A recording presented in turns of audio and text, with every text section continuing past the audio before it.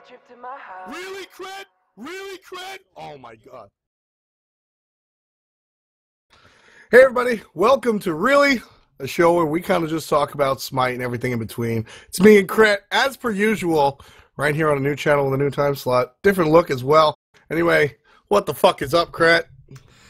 I'm chilling, man. I'm chilling. My AMA is currently building up questions because I've been doing this for about the past hour, and I had to shave my head because I was starting to have hair. It was awful. I got a haircut too. It's actually kind of weird. It's like Hi-Rez Dan on this side with like the hipster cut. Sure. And then the other side isn't. I don't know what happened. I look the good. half Macklemore? Yeah, it's like halfway to DM Brandonville, so like I'm content. Content that I'm not really all the way there. So you're a solo laner, but you're not playing Hercules. You're playing Hercules, but you're not buying Meditation. That sounds more like it. Anyway, let's get right into it. We've got a lot of things going on in Smite, not just this week, but the past while. I actually have a docket, and we're gonna go off script, Krett, because this is the first show since the SWC. I spent the last 2 hours memorizing the script, and we're gonna go off script. It's the first thing he says. I quit. Would you expect anything less? No, but I did. Anyway, let's talk a little bit about SWC. January, whatever to whatever. What was it, the 9th to the 11th? Yes. 9th to the 11th. Flew back on the 12th. I think that's it. Word, sounds about right. I was down there for eons. I flew down December 28th or some shit. 28th, 29th, yeah. Yeah, there you go. And I had a very high-res New Year, which was a lot of fun. Real talk, though, was a lot of fun. I have a lot of friends down there now, working with Smite for so long. But the real show was the SWC, right? Oh, yeah. And it was so cool. So I was in the meeting room the whole time, so I didn't exactly get to meet as many of the fans as I might have wanted to. But it was so cool to see sort of that perspective from the show. And from what I heard, the media guys really enjoyed it.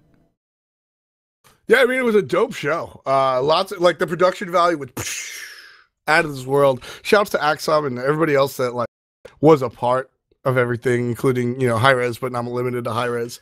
I thought it looked dope. Did you get to watch any of the broadcast? I got to see, well, I saw all the games. They had like TVs and stuff in the back, and then I watched, I think, Game 3 of the finals and a little bit of Game 4 in the main hall, which was really cool. I think that was the game to show up for, too. Game 3 of the finals, where it's like, oh, it's going to be a stomp. I was like, well, if they 3-0, I want to see at least one game. So I went there, and then they didn't 3-0. Cog Prime did not 3-0. Yeah, no, not at all. I was I was excited, but not surprised in the least bit. Sure. I mean, it's Titan, dude. That's like our baby. Yeah, it is. We sort of watched them grow up. Especially for me, Oh My God, a Bird, who's their analyst, the first time I heard of him, he popped up in like week 1 of my AMA and was like, hey, I want to get into theory crafting. Can you give me any advice? And I was like, are there any resources? And I was like, no, man, it's like pretty much all in our heads, right? Like me, Capsule, Theory, Dean Brandon, like it's just kept in here. And partially because it's basically proprietary stuff, right? But partially just there's no library. There's just the word of Thoth from Flareboot and Flareboot. Yeah, I mean, the word of Thoth is like a good like basis, but what it'll tell you you with all that the basics. Information, yes. Yeah, exactly. And theory crafting is what you do with that information that's out there. It's really just like. But it was so cool to see this guy go from just like a baby theory crafter to the mind behind a lot of what happens with Titan's gameplay. So cool to see. Right. I mean, exactly. I mean, that's a large part of why Titan has done what they done. Our stuff Titan is. Yeah. Shouts to my man Flareboot in the chat. But yeah, for real, you take a look at these teams that have been successful, and some of the teams that have been and most notably teams that have been successful to a point, Krett, and have sort of fallen off. One of the major differences is lack of a true like analyst, coach. I hate to bring the sports reference up again as usual, but you take a look at, I mean, even a pro basketball team, an NBA basketball team, which has some sort of like the lower end of coaches. You've got you've got the main coach, you've got an offensive guy, a defensive guy, a shooting specialist sometimes. You know, NFL coaches, I mean, shit, you can field a whole baseball team with the NFL coaches, and baseball's the same way, et cetera, et cetera. And I mean, it's all because of how important winning is, right? And so you take a look at some of our pro teams, and it's 5 players. Well, players make a lot of decisions, but you can only do so much when you need to be focusing on one main thing, right? Sure. Well, the other thing is just getting perspective, right? Like, when was the last time someone who you're working intimately with has given you feedback and you didn't get even, like, a little bit slighted, right? Like, if I'm like, yo, Tom, that team fight you casted, you were really bad there, like, you started laundry listing or something. You actually, I think you said that to me once, and it's hard to not go like, yo, I'm the best, you want to fight? And an analyst and a coach, they could do it from a position of like, yo, it is my job to see what you're doing wrong and bring it up in the right way. Right. I mean, yeah, there's definitely that aspect. And that's a big part of what, like, Captain Coach does, which is a lot of people ask, you know, well, coach, duh, but why coach and analyst? You know, it's sort of so that, like, and I mean, totally different world, but you and I have experience with this running a WoW guild, right? Like, sure. It's like, honestly not that difference. It really isn't. You sit in a cave like Gollum and you crunch numbers and you say this rotation is bad or this has to be fit. And I'm the one. So Hi-Rez, we need to talk about your positioning. While you're just like, well, 83% of the time you're in the wrong. So Hi-Rez, 83% of the time he's a bird in Agron. Let's go. Exactly. You know, like and 10 that's sort people of where got it's that at. joke. Like, if you've ever spoken to the guys from Titan, Captain Coach specifically, guy knows how to talk. Guy really, all he does is talk. We have that in common. But I would love to see you and Coach in a room. You could actually put a generator in there and power a city just from the movement of the air from your voices. I wish I could be offended, but it's actually unfortunately kind of true. But I mean, you know, Bird, but you don't sing. Not that Bird is like socially awkward, but you know, he's very much a numbers guy and a strategy guy, and then Captain Moat comes through and he's like, here we go. Coach and Bird are you and me, just in different lives, like in European lives. Let's be honest. It's a very similar dynamic. It's like, I mean, it's like nerd long hair versus nerd bald, and then me and Coach are strangely similar. I guess so. Yeah, I guess so. Yeah. We need a team, Krett. Yo, you're wearing a Cloud9 shirt! Conspiracy! But yeah, no, it's a lot of fun, and seeing them come from Challenger Cup to the World Championship that was dope. I'm gonna be that dude. I've said a lot to individuals, but I haven't said it on air. Yeah, I chose him. I chose him from like week 2 of the Challenger Cup. I kind of saw something special with him, and I said they were going to Worlds, and I said they were going to the finals at Worlds. I said it, and you know it, Krett. You know it. And I hate it. I hate that you were right, but you really were on point with that one. Agilitas, their original name, they always had that potential. They always had that drive, and they were always very serious. And being serious is one of the harder things for a team to do. Like, on my list of things that are very hard for a team to do, that they need to do to be accomplished in Smite Esports, number 1, good team atmosphere. So you can say, hey, listen, jungler, when we go to mid camps, I don't feel safe. I think you need to prioritize your time farm before that, blah, blah, blah, blah, blah. So you get to have that discussion. Number 2, take it seriously. Have the drive. Be all in. Number 3, play the game. Those two things are harder than playing the game. You know, it really is. It really is. The seriousness, I mean, there was an awesome video done that was shown at World, sort of a background story. They did one for Barracuda, and they also did one for Ataraxia. And one of the bigger things that you saw in Ataraxia's video is that he was like, look, you know, I worked a job, and at some point I quit because Smite, this is my career and future. I want this to be it. He had, me and APC were talking about it. He had one of the best quotes that, like, as a member of esports I can think about. He said, and I'm paraphrasing here, he said, for a lot of time in his life he did what he was supposed to do. He went to school, he went to university, he worked a job, but he never really felt like it was what he wanted to do. And Smite came around and he felt like it was what he was not meant to do, but like a part, like that was his road. And so he took it seriously, he quit the job, and while it's not a valid option for everyone, if you want to be the #2 team taking an 0-2 deficit to game 5 of the Smite World Championship for $1.3 million out of a larger 2.6, and then becoming that's how you have to do it. Best paid esports professional in the United Kingdom in 2 events. Yeah, that's true. Yeah, that's true. That's what you got to do. And you know what? Yeah. I've said this before on air. Shout outs to my man Lasses for being really one of the first players to say, listen, this is going to be my job for Smite. One of the first. Yeah, I mean, Laz has definitely sort of set that trend. We'll come back to Laz's and taking things seriously. Wait, we will? Yeah, I think we've got a little bit to talk about in the world of Team Dignitas. Oh, wait. Oh. The end of an era. We'll come back to that a little bit, but SWC. I mean, so we had the finals, and that was fantastic. Team formerly known as Dignitas was there. They didn't do any interviews. They stayed far away from the cameras. They really just wanted to enjoy it, and not for lack of trying. I totally.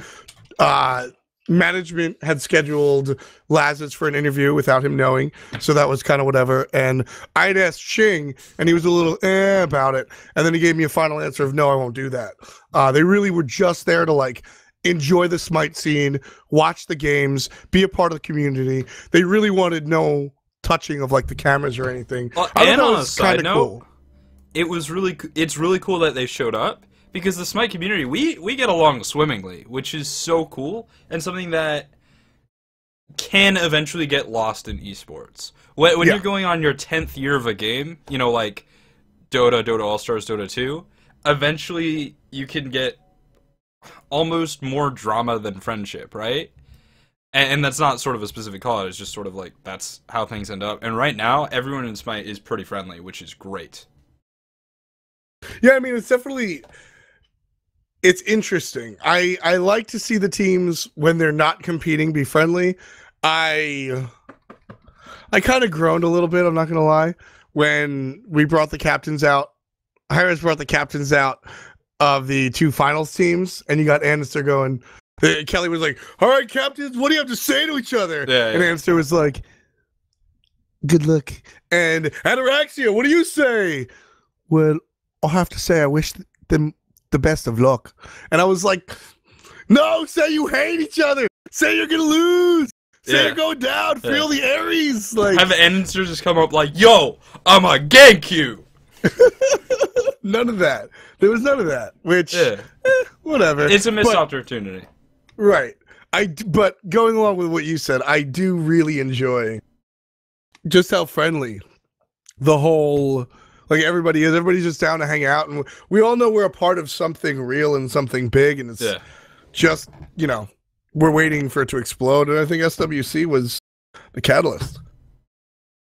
Definitely, and, the question is sort of a catalyst for what, right? Like, what comes next? And, at least from my end, that's very hard to answer, right? Like, my AMA started today. I've got a lot of questions so far, and I want to say, like, 20% of them are like, hey, what's going to happen on the new map with this? And I'm like, hey... I don't know. We've seen like half the changes. Yeah. No, I mean, yes. Like theory crafting for season 2. I'm gonna say it. I'm gonna look at the camera. Don't fucking do it. There's so much left unsaid. Yeah. Like you can talk broad strokes, right? Like you can say, okay, leashing these camps, like leashing the Gold Fury. Or the present state of the changes to minion tagging or stuff. Though you could say it'll affect the game in certain ways, and you could talk about that. But if you want to talk about the place of hunters, like just don't. Who knows? I mean, people are talking about lane swaps and this, that, and third, and it's not quite there yet. There's too much stuff going on. And we'll come back to season 2 in a little bit because we saw the reveal at SWC, and that was sort of like, oh my god.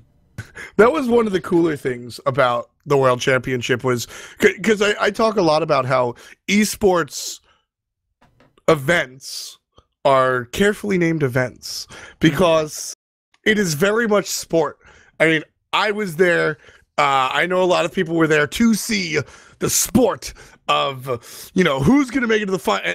There were also a lot of people who were just there to meet their Twitter friends and their Twitter bays. And it was fun. Yeah, no, and like that's not a negative. Twitter chicks, though. Shout outs to Twitter chicks.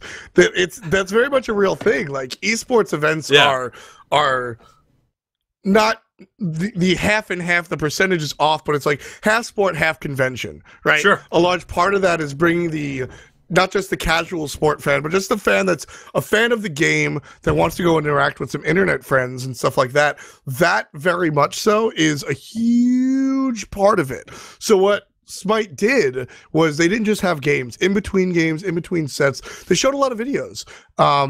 They showed the Barracuda and Ataraxia video, which I'll link in chat a little bit later. They showed a lot of cool dev stuff. And Can we talk about that Barracuda video really quick? Shoot. So 2 things. The first thing, it was a great video.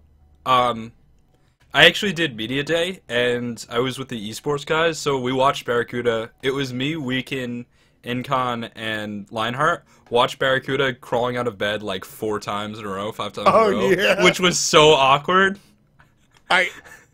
The first time I saw that video, you thought Derpy Bear was there, right?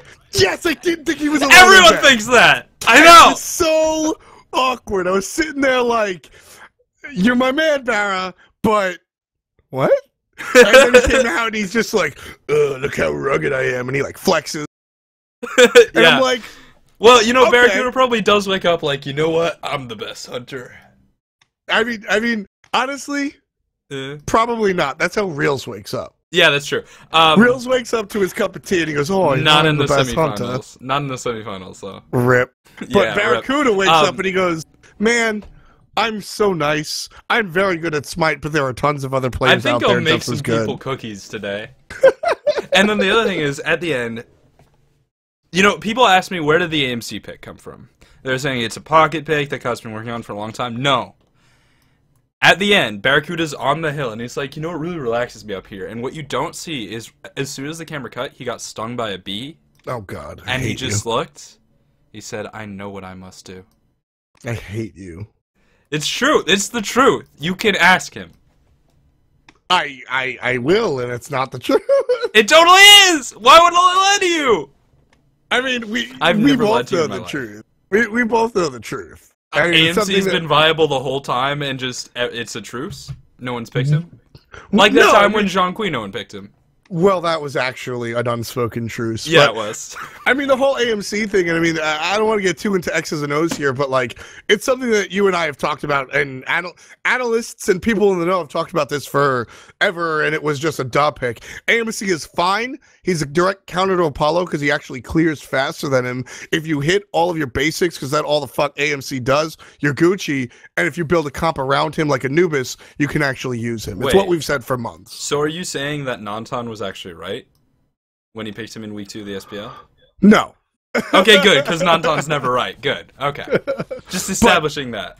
But like there is a rhyme and a reason and a multiple step like. Well, okay, so we've thought about this for months on months. I think we could shed some light on this as well, right? So Dan Brennan recently released a tier list. Whether or not you agree with it, that's irrelevant. But it's a tier list. It's pretty good. And there's this idea of a low tier character, right? And he defines it in a certain way. But there's essentially 2 kinds of low tier characters. One, low tier characters like Kukulkan, where someone does the same thing but better. Like you can play Poseidon or Scylla, and like between Poseidon and Scylla, you have Kukulkan but better in both camps. Right. Or there's AMC, where holistically he might not be considered to be that good, but he is the best at what he does. Yeah, exactly. And I think that's the goal of a lot of characters. In my opinion, that is ideal. That's what you want. Like AMC sucks unless you build a comp around him, can hit all your basics, and are playing against Apollo. Boom. You know what I mean? Like that's how that should be. Totally. Shouts to Nox, and like that's sort of what we're seeing with newer gods is the like counter build stuff, which is exciting. Yeah, for sure, for sure. And you know, even across regions, we saw some of this, right? China and Latin America, Brazil weren't completely ready, and I sort of chalk that up to map pressure, right? Like when you hit the 5-minute mark and your jungler shows up in a certain area on the map, like the mid laner sees him crossing, right? Right. Cog knows exactly how to respond to that and how to read it and what to do as a team, and OMG doesn't. And that was, I think, the biggest difference. But World Season 2, we really could see the meta differences and the character differences showing up. And that could be really cool. Exactly. I mean, that's a big part of it. Cog could pull out the AMC knowing that they have to do all those things that I said previously because they've been playing the game for like 2 years. Because of the way Cog Red and Cog Prime are, I think there's a microcosm of this. Cog Red and Cog Prime isolate themselves from the scene. They only play tournaments. All of their scrims are hidden, locked up, thrown away the key, so they sort of develop their own metas, at least the way that things are currently set up. So I think that's sort of just a microcosm. And then, like, they go into a tournament and they're like, yo, look at how good Osiris Solo is, and everyone else is like, oh, you gotta learn Osiris Solo. Okay. Yep. And I love that. It's partially what you said, and it's partially just like time with the game. You know, we look at pro sports and pro sports, their playbooks are, you know, 90 million pages thick, and it's because these games have been around for 50, 100 years, right? We spent 2 years with Smite, and intricacies with AMC are just coming to light by the American teams and the European teams that have seen the game for so long. There's a bit of a cultural difference with Asian teams, so we might see that sort of pick up at a faster rate than North American and European teams, and Latin and Brazilian teams. But that's sort of like really exciting, and that's why I'm excited for the future, is because we're just going to see more of these pocket picks, is the wrong phrase, but more of these hyper-specific plays that will come out and ultimately turn tournaments. Yeah, and you know, those pocket picks are so cool. We saw a lot of pocket picks coming into this event, right? Like, there's the more standard ones, like Bakasura Solo has been a pocket pick for a while. We're sort of used to that. But then you talk about AMC in the hunter role, Ares in the support role, and it's like, okay, or Ymir as well. In fact, you know what? Kanye Life is a pocket pick player. Kanye Life. That's what he does, right? He's got Athena, and it's like, okay, that's kind of mainstream, but it's not Sylvanas or Geb. And then he plays Ymir and Ares, and you're just sort of like, Well, I feel like a pocket pick is a secret pick. That's what Murder's always done. Right. But like, that's just I what wouldn't call Fenrir Aurora's pocket pick. I would call it a pocket pick that is played by Aurora, not as a pocket pick. Right? Like, it's just a weird system. Okay. I think it's still a pocket pick, and the way that cognitive experienced Ares and Ymir definitely felt that way. They weren't ready for it. Right. Especially yeah, exactly. Ares. Yes. Ares, and I mean, that's interesting, right? Because Murder's Ares, or Kanye Life's Ares, is one of the best. They understand, not just him, but Titan as a team understands that Ares doesn't have peel. He has preemptive peel. You know, the other thing to mention here, just to interject real quick, it also has to do, I think, with the COG Scrim in-house thing, right? It's Ionic versus Jeff Himla, and neither of them are Ares players. Like, it's just not their playstyle. They're very peel-oriented. If they scrim complexity, where you have Incontinentia, that carries support, things might have been a little bit different. I mean, yeah. I do also think that Incon's aggressive supports are different than the European style of aggressive support. Yes, but he has played a lot of Ares. Mostly in ranked. They haven't really brought it to competitive, but like his Ares used to be like permaban in ranked. It was really silly. Yeah. It's different. It's different though. I mean, we always talk about how there's a difference, right, between North America and Europe. And people, well, what exactly is the difference? And I mean, straight up, Krett, what's the difference between North America and European Smite? Hairstyles. It's tough.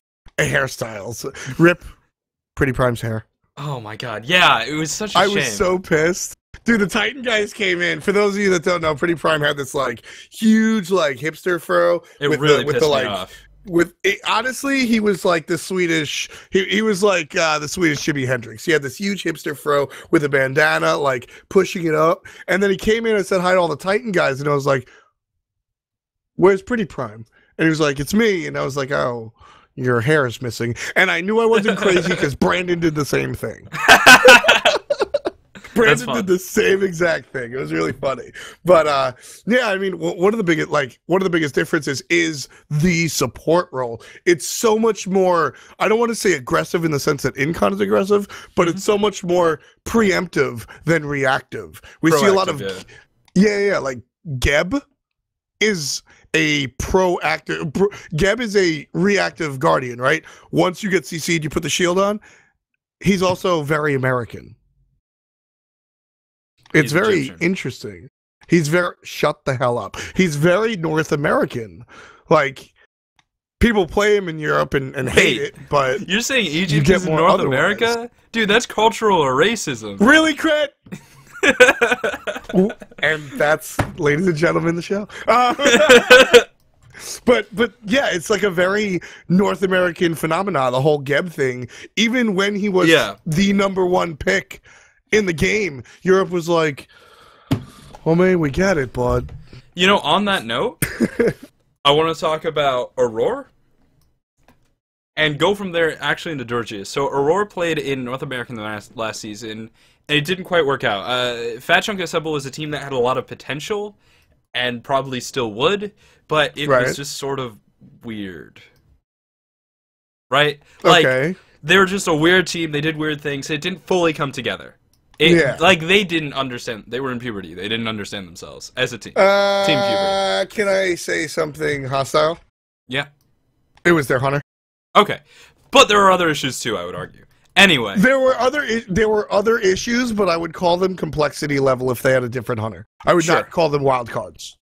So, Aurora, very aggressive, has a lot of pocket picks that are not pocket picks for him, right? Like, Aurora's Fenrir, he just sort of plays. He can also play Hades at a really high level. I don't think he did, but he totally He never played Hades, but he played a lot of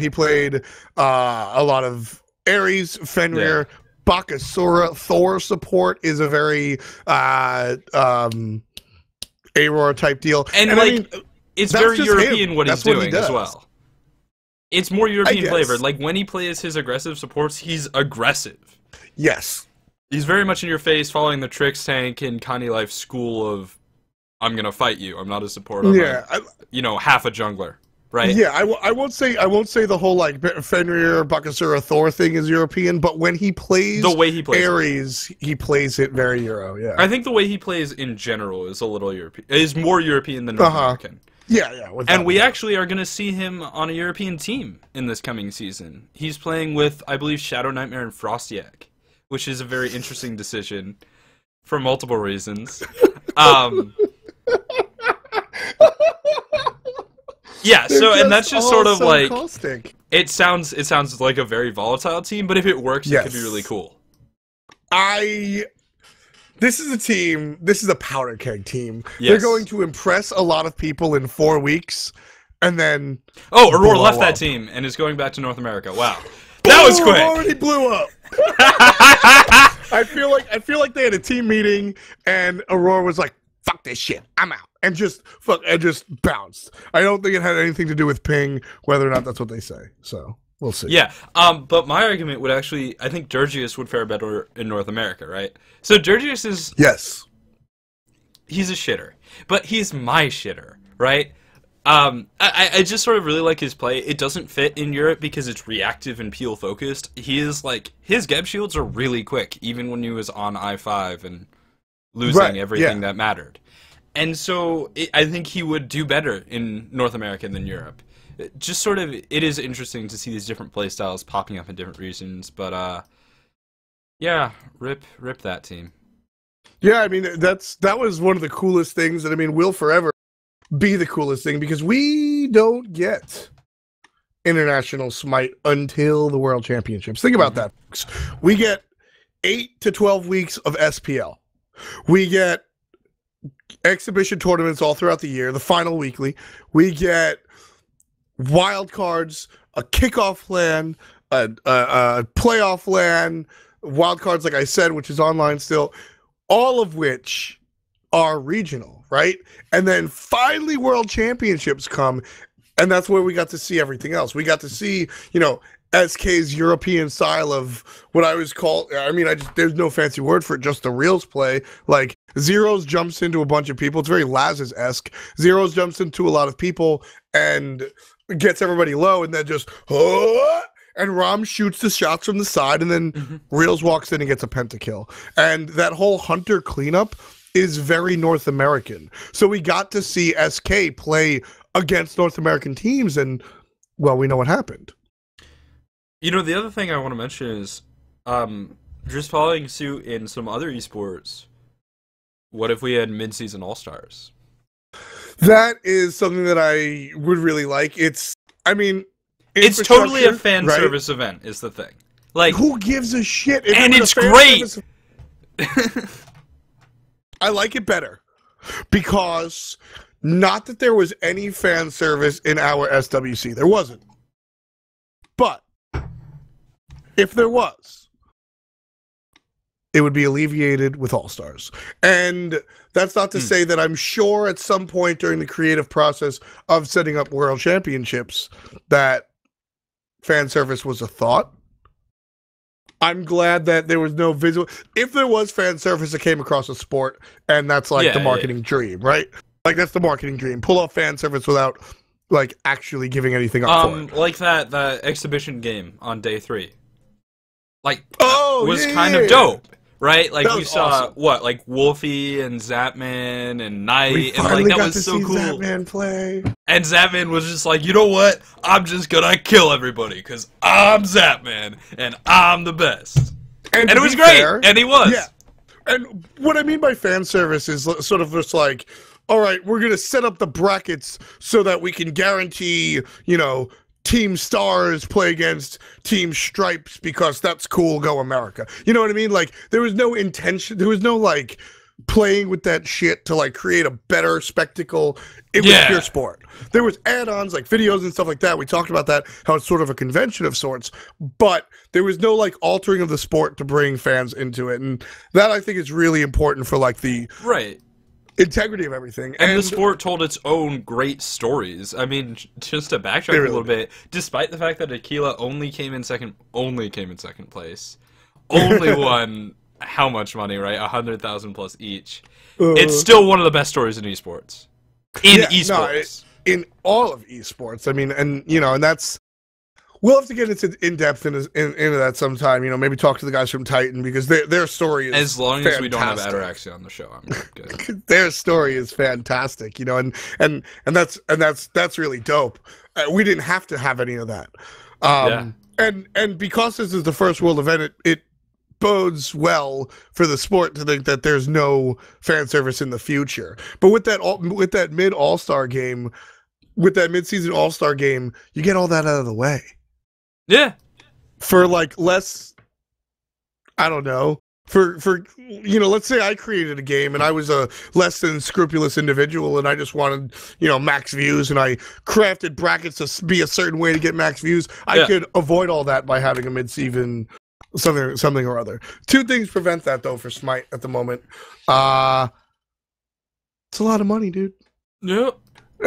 Like, that's a huge event by itself, and infrastructure and timing and planning and visas and how long is our season anyway and stuff like that. But that is something that I, believe you me, will be shooting for, because I think that is so cool. It's so cool that it's just fun, and I want to see something like it.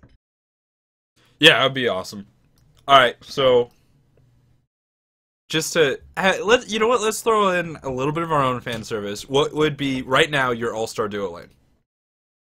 Right now, my all-star duo lane. If all-stars were tomorrow, what would be your choice for the all-star duo lane? Jeff Hinlazat, man. Jeff Hinlazat.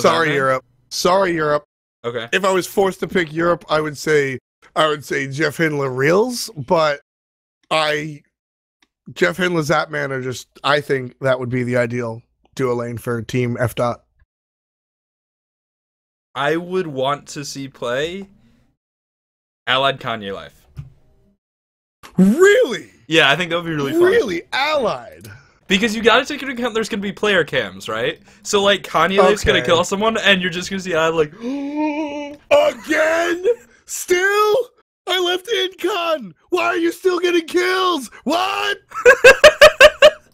Exactly! It'd be great! I thought I left this life! It's happening again! I'm so down.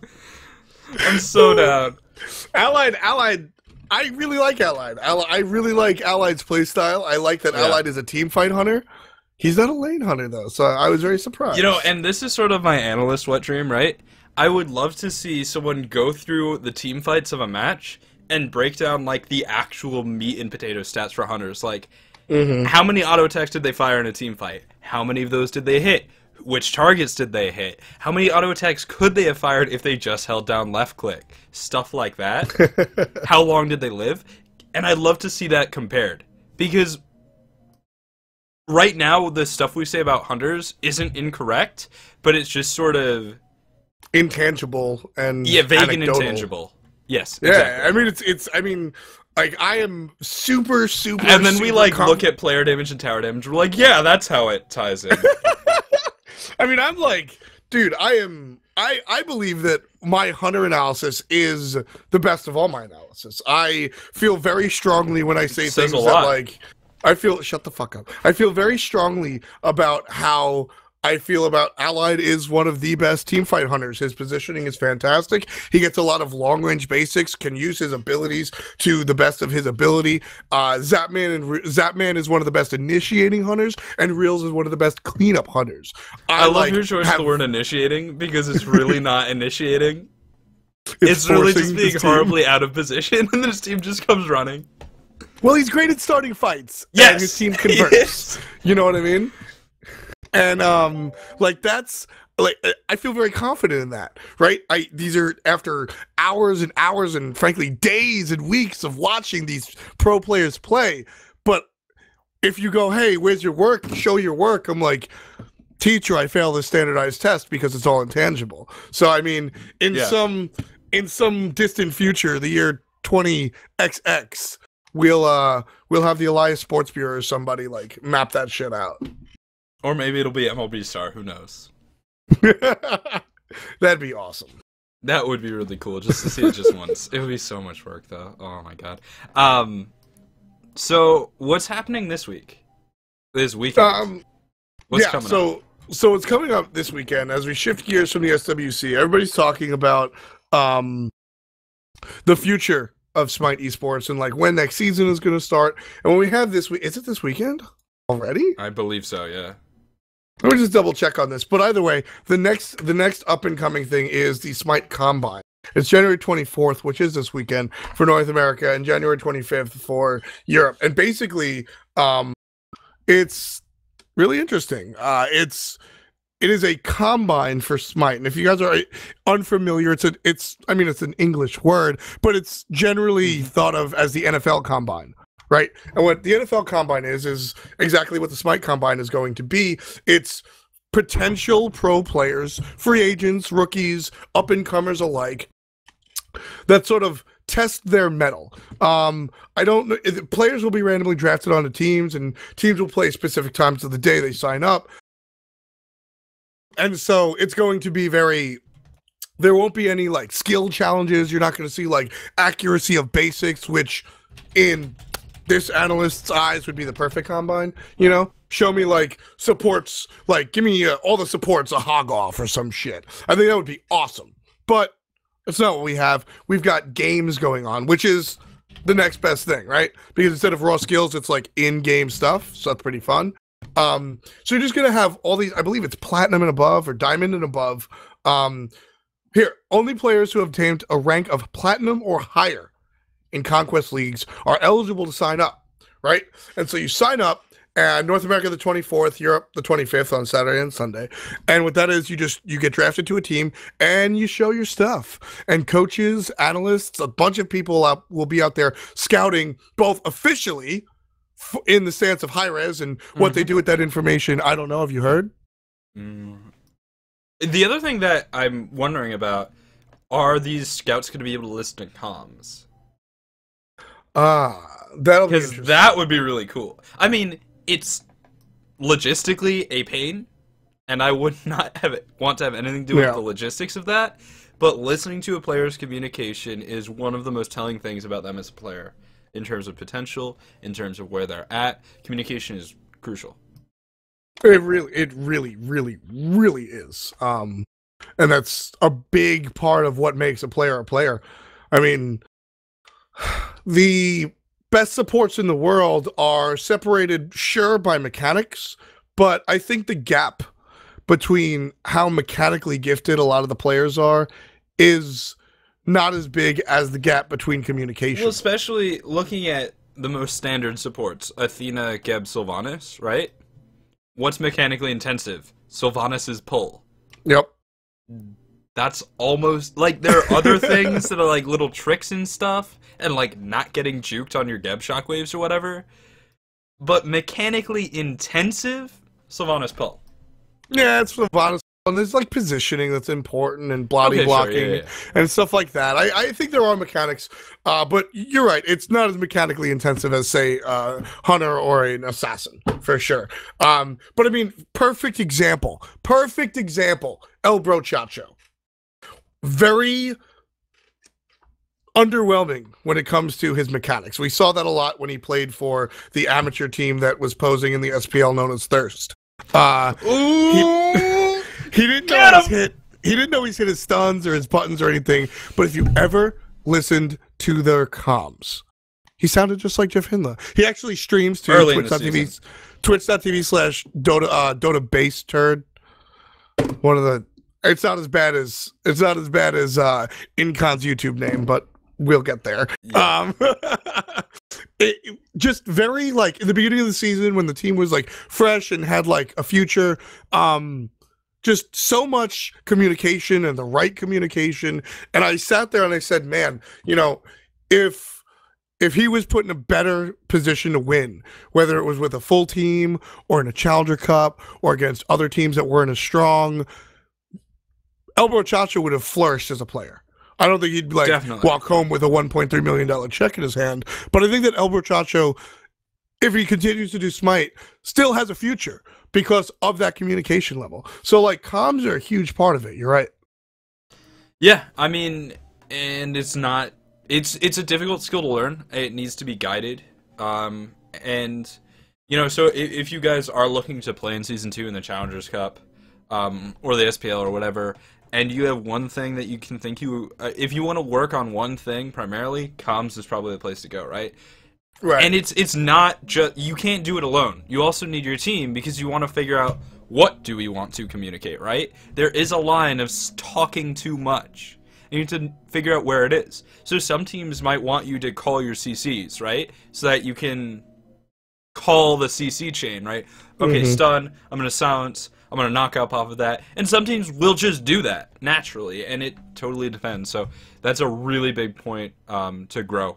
And yeah, so I hope that the scouts get access to comms and really get a chance to, like, listen to that, because it's such an integral part of what makes a player a player. If not, you know, they'll have to be judged on what they do. The biggest example, you have a Thor in your jungle. He goes up in the air. If he tells you where he is going to land, who he's going to land on, the way you can respond to that ultimate is, like, you just have so many more options, it makes everything better. If he doesn't say who he's going to land on, you're just sort of like, oh, Thor's on this guy. I guess I have to ult. Oh, I misspelled. Like, it happens every time. Yep. Yeah, it does. It does. And that communication is important. So I would like to see comms be available. That it's very possible as far as people think about the technical aspects. Sure. You just force people to use the Hi-Rez, TeamSpeak, or Mumble or whatever, and have scouts in the same channel muted. Like, that's totally a thing that you could do. So definitely something to think about for the Combine. But like I said, not only there's like an official APC went out and he's looking for people that are qualified to be official, quote unquote, scouts, right? I'll link the doc in not Mumble, in Twitch chat. And so you guys can sign up, right? And they ask you if you're a coach, analyst, pro player, avid viewer. Players like MLB Star, Flare Boot, Proxy Damage, people that are just I don't want to use the term armchair quarterback, but like, I mean that's where I got my start. Dedicated to the sport. Yeah, like that's literally where I got my start. I just was a super fan. Yeah, I mean that's what we are, right? There's a super fan that watches every game and sometimes take notes. I'm used to it, and sometimes take notes. And so these are for like qualified people. But at the end of the day, everybody is going to be doing this, right? Like everybody will be doing this. You won't be asked to go live on stream with only your voice to talk to the analysts on why you recommend a specific player. But, if you're Coach Shithead of garbage esports, you're looking for the next Barracuda, And a lot of times in both esports, Barracuda specifically, and traditional sports, Michael Jordan comes to mind, it's not the number one pick. It's not the superstar of the combine that winds up being the superstar. A lot of times there's diamonds in the rough. So everybody should turn up and watch and, scout for yourself. So that's like a big part of it for sure. And Diamonds in the Rough is a storyline that has showed up multiple times in Smite, right? All of Agilitas. Like, that's the end of the story. Every single one. Barracuda. Originally, when Exertus Esports first formed, it was 4 players in Andinster. We called them the Andinster Support Squad because Andinster killed everyone, and that's how it worked. And yeah, there have been roster changes, and it's a different team, but now Barracuda is a huge part of the carrying that goes into the victories from Cognitive Prime. So there are diamonds all over the place. You just gotta find, or potential diamonds all over the place. And it takes a lot of hard work and dedication too. The Barracuda we have might not have been, right? He could have made a different decision. I think I remember a while ago, maybe 6 months ago at this point, he just decided to start streaming, and it's always a rough start, He could have said, this isn't worth my time, but instead he dedicated himself to it, and now he's got a huge following. Yeah, I mean, and Jeff Fisher in chat brings up, Barracuda got turned down by Snipe. He got turned down by pro organizations. Well, Snipe was unsponsored and competitive. I really wouldn't slander them. That was a very strong team. They just were permanently, they were strong as hell. So pro is, who cares about that word? They were a very competitive team, and he was turned down. And 3 weeks ago, or 2 days ago, he bought himself a new car out of his Smite career. Think about that for a second, dudes. He was turned down by competitive teams. And for what? Yeah, because he wasn't good enough. No, because he turned down for what? Oh, I hate you. But he was turned down by competitive teams, and he played hard. He just kept on keeping on, and now he is literally driving a car with what he's farmed out of Smite. That's incredible. You know what I mean? And that is what we're looking for in the next Combine. We're looking for the next dude to come out of nowhere and just be like, nah, you know what? I'm good. Peep me. Check me out. Smell my face. I'm coming. So that's why I'm super excited. And now he has fans who really want to smell his face. I think he's hit that level of fame. I definitely believe it. But I mean, that world is very, very, very cool and really just awesome to see. The storylines this year were incredible. Just Cognitive, their return to glory after winning and then losing. Just Barracuda's thing himself and Titan. All in all, just a great story. Hey, listen, we're going to take a brief break real quick. After the break, we'll talk a little bit about what happened to Team Dignitas, 5 angry men, and everything else in between. So stay tuned, guys. We'll be right back. Really? Oh, my God. Hey, what's up, folks? We're back. Sorry, I had to grab some water.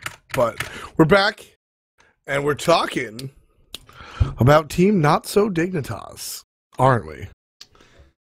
That would be a really good name for them to go with. Have you tweeted that at Zatman, Team NotSoDignitas? Oh, no, it's probably copyrighted. I just tweeted out, we're going to be talking about Team X Dignitas, and I'm already regretting not saying it's Team NotSoDignitas. You didn't tag me in that tweet. I hate you. I kind of want to erase it, but good. Erase it. Tag me in the tweet. It's out there. It's out there. God. Oh, I didn't tag. No, you didn't tag me. Erase and tag me in the tweet.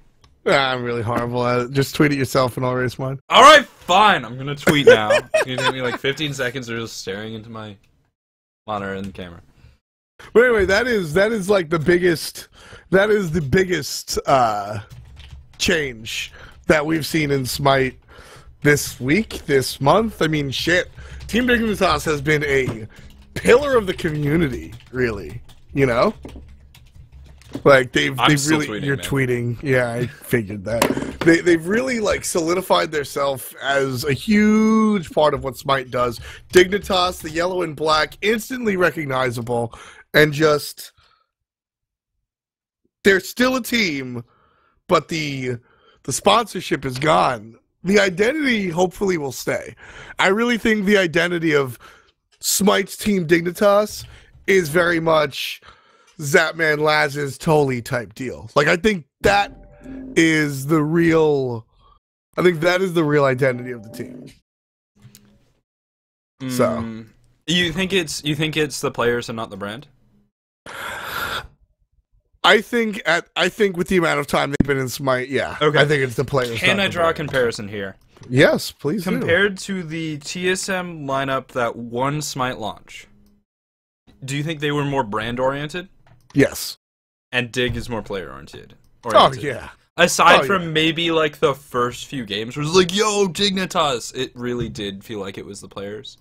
Yeah, I'll agree with that. And I think with the roster that they've made for themselves here, it also is very true to their brand, to who they are, right? So let's go through that roster. In the Hunter role, Big Boy Zap. Care playing support, not in the middle lane, Lass is in the jungle, and Anatoly back in the solo lane. Jeez, this sounds so familiar. It does? Well, but the thing is, it's all just knowing, like, you know, they're not Dignitas anymore, but those are the Dig boys, right? Like, they fit together, they hang out together, it just works.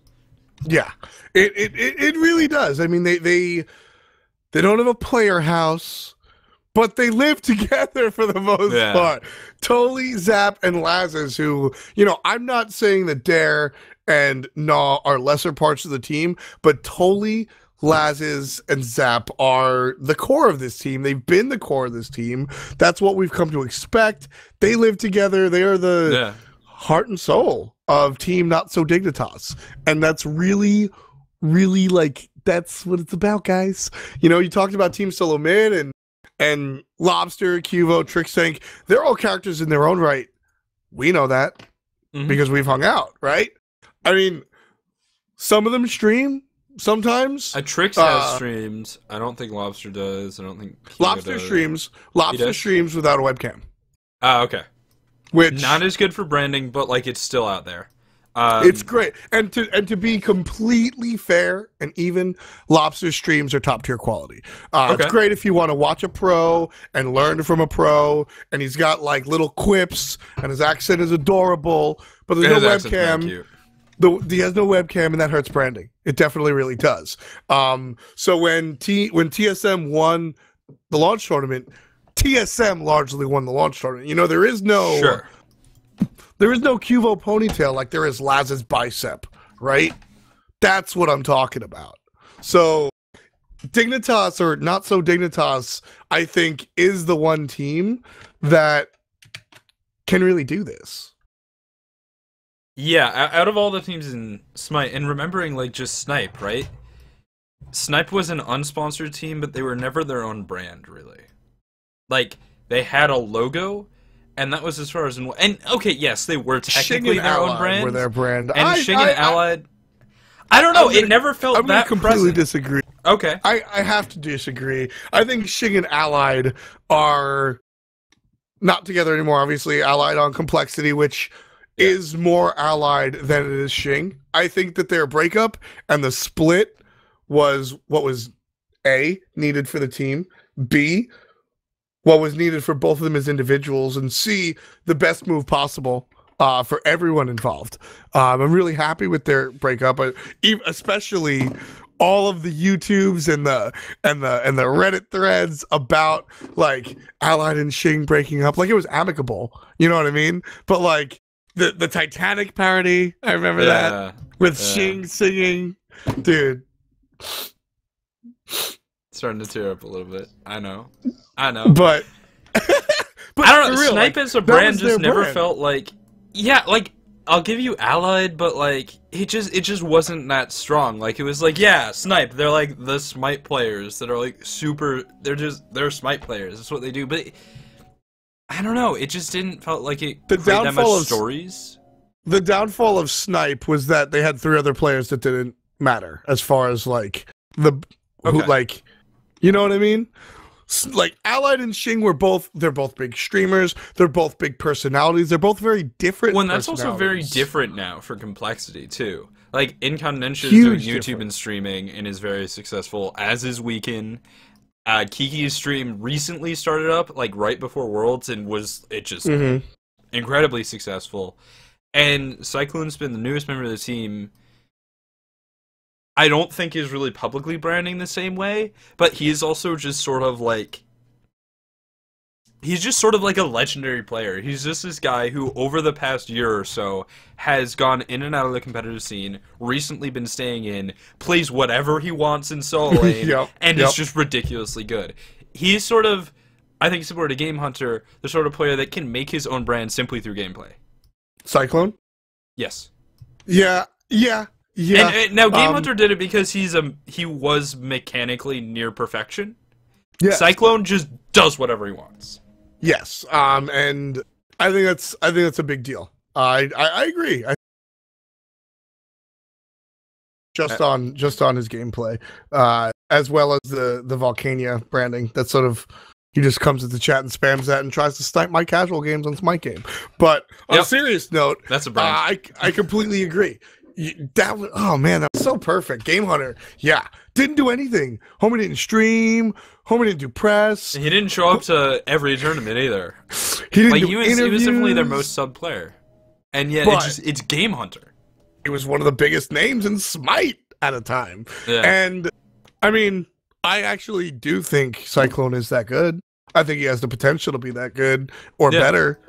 And I mean, there are some analysts that have said that Cyclone Spin is the best player in the game, which I think is a little soon to say that, but I completely understand where they're coming from. It's an argument that you can definitely make. Yeah, it's an argument that I won't fight. Yeah, it's like if someone's like, you know what, Zapman is the best hunter in this game. It's like, you know, we can talk about that. If you say Nonton's the best hunter in the game, gone that way. I do say that. By the way, I do say Zapman's the best hunter in the game. Sure. Period. And there's a discussion there. Yeah, not much when you're Zapman. Right. True. When you're Zapman, no discussion. Yeah, but so all this talk about branding, you know, when are we going to get back to the sport? That's the big, I don't want to say problem, but the big like obstacle for Team NotSoDignitas to tackle. Right, Krett? You mean just their performance in Season 2? No, I mean, I assume that Dignitas will be a good team. Okay. Not Dignitas will be a good team. Yeah, NotSoDignitas. Here's the problem, though.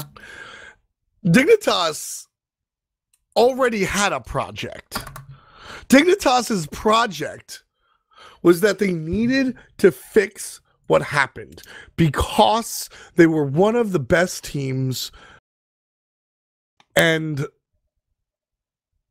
then didn't make it to World Championships. I think a lot of that had to do with Shing. Okay. I think a lot of that had to do with Shing. I think that's a fair assessment. And that's not a slight at Shing. I think if I called him up right now, he'd agree with me. He's a jungler. He's a jungler, dude.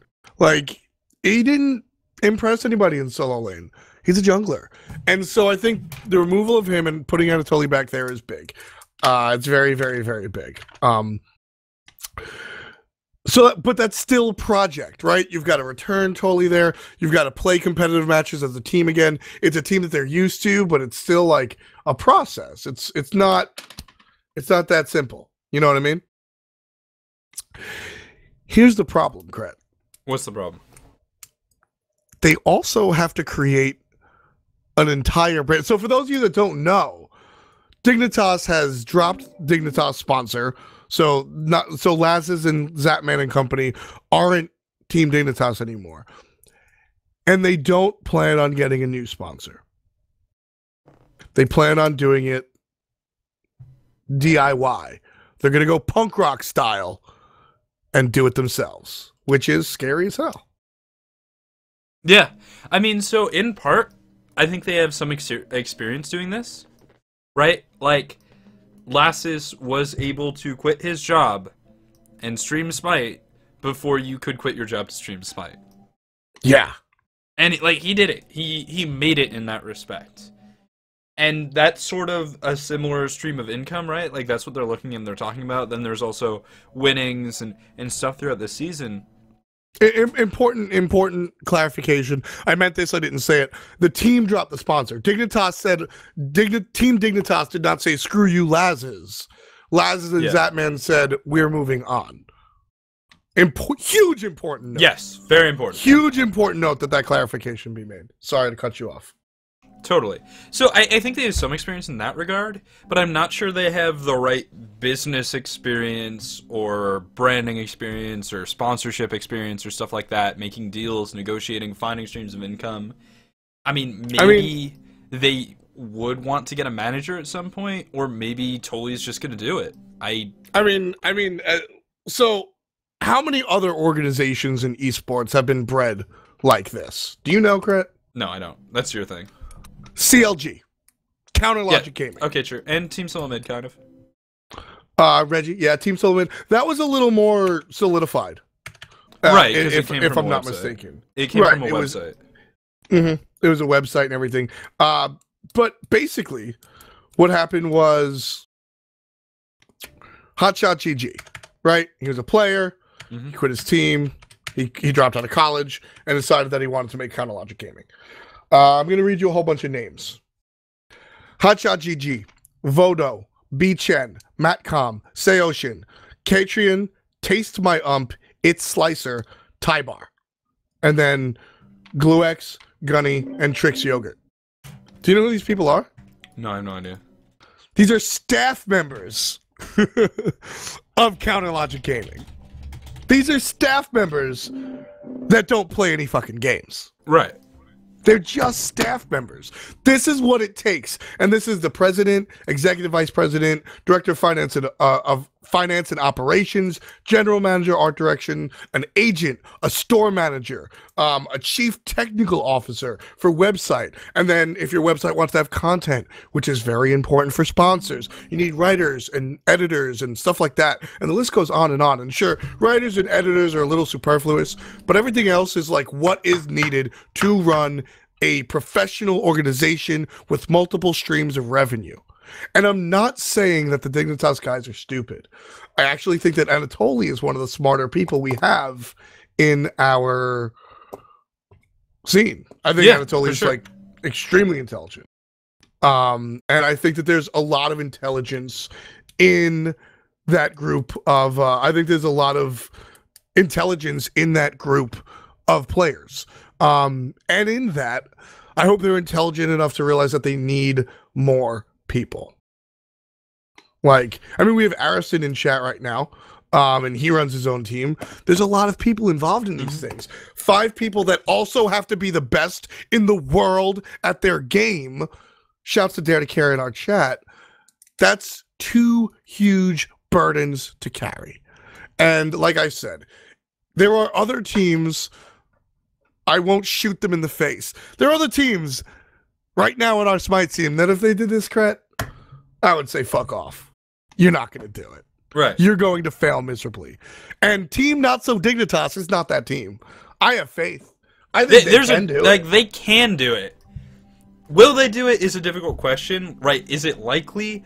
It's going to be really, really hard. And it also depends, like, what do they want to do, right?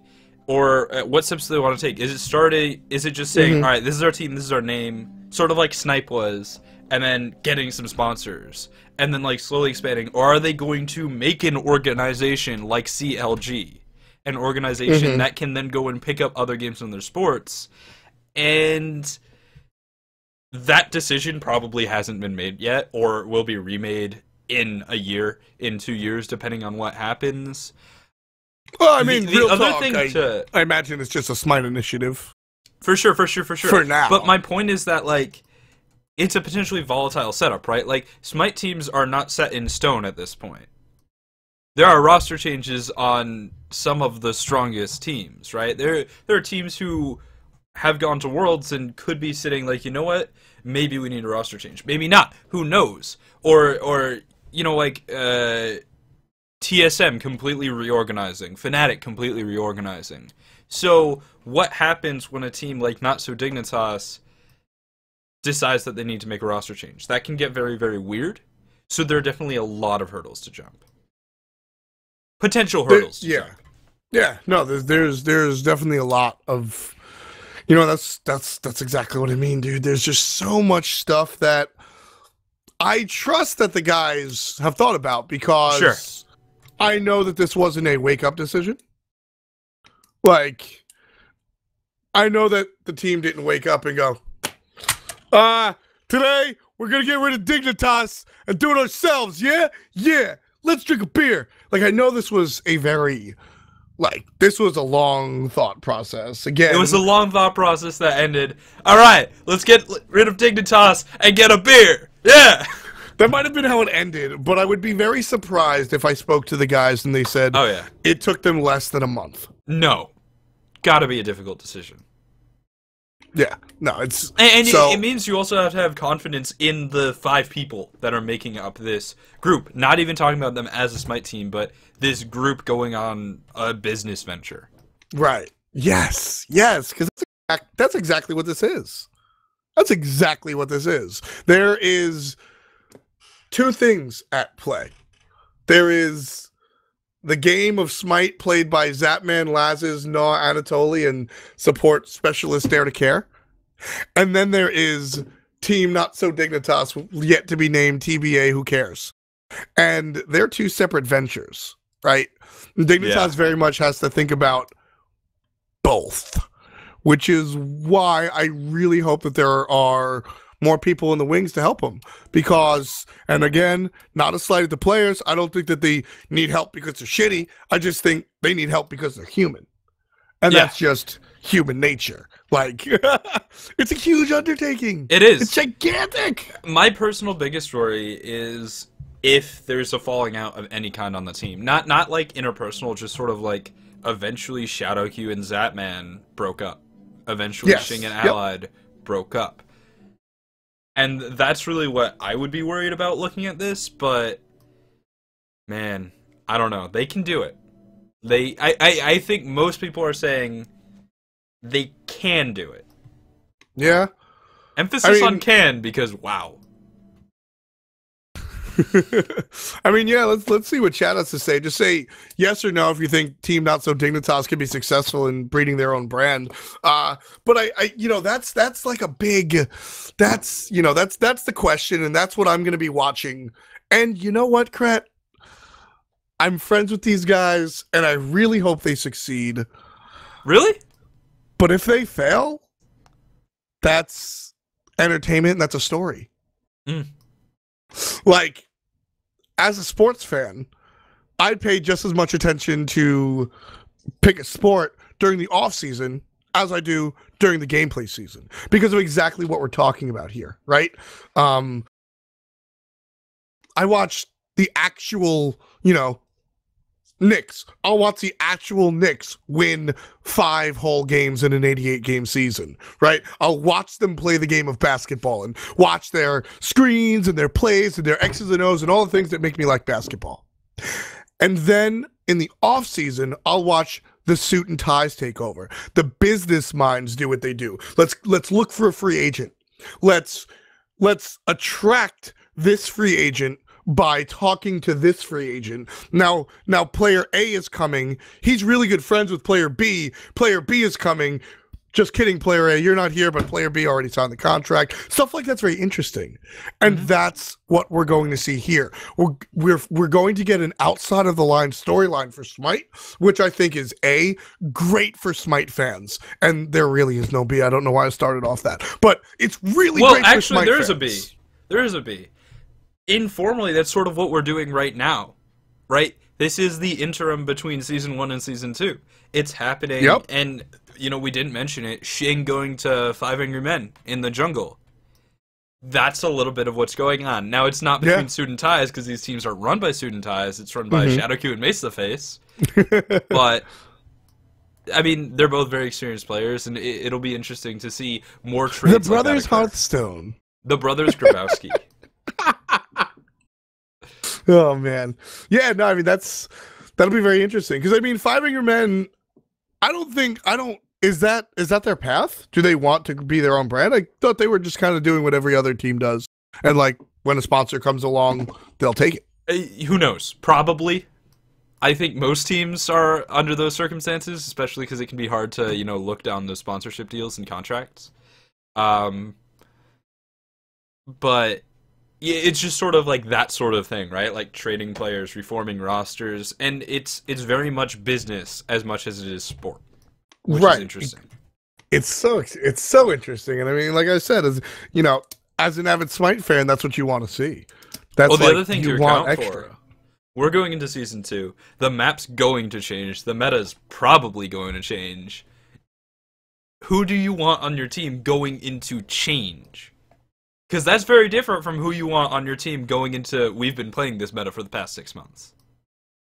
Very, very, very true. Damn. Yeah. Damn. I still want Zapman. I still want Zapman. I mean, and he leads the charge of the change. You know who I don't want on my team? Wolfie. Okay. Because he's in the chat, that's why I don't want him. Oh, okay. Yeah. No, actually, I think Wolfie, and we could touch on this very shortly, looking at mid lane as a potential role. So, some more interesting stuff there, and I don't know, man. This is a wonderful time of the year. It's so much Magical, fun. I mean, it's Christmas. There really is. There's just so many changes happening.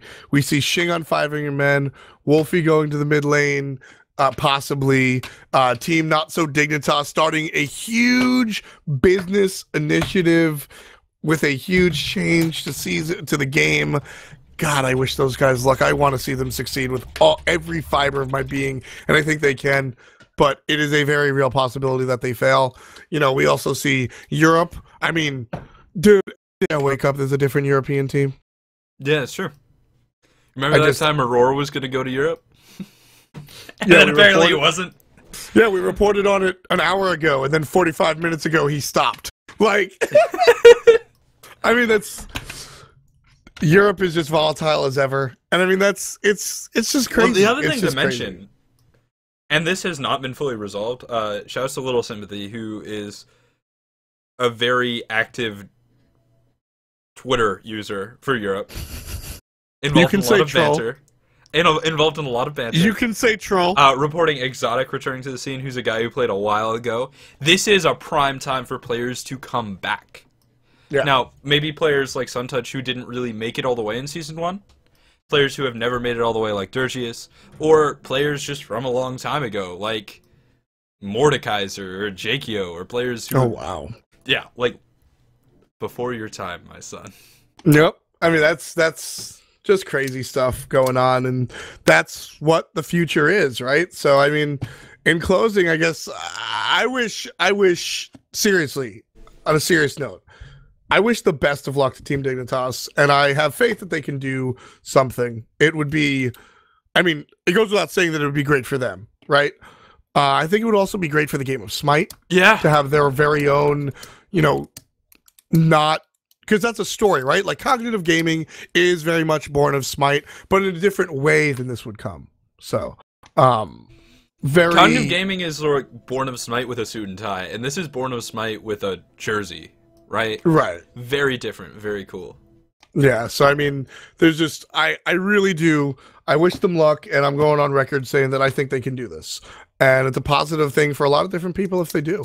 How do what's your final thought on Team Dignitas? NotSoDignitas. Team NotSoDignitas. Last is that, man. I don't drink, but if you make it, I'll buy you a beer.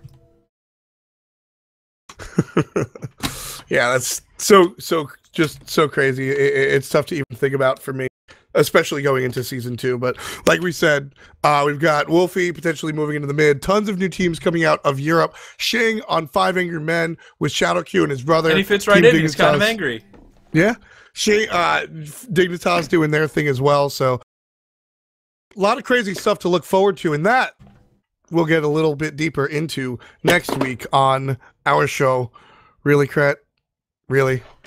And that's it. Thanks a lot, everybody, for coming out. Thanks to all the sponsors, which is me and Krett, and everybody else involved, which is me and Krett. Production and direction, which is me and Krett, and the writers, Krett and I. Thanks, everybody, for showing up. Really appreciate it. We'll catch you next week here on Really.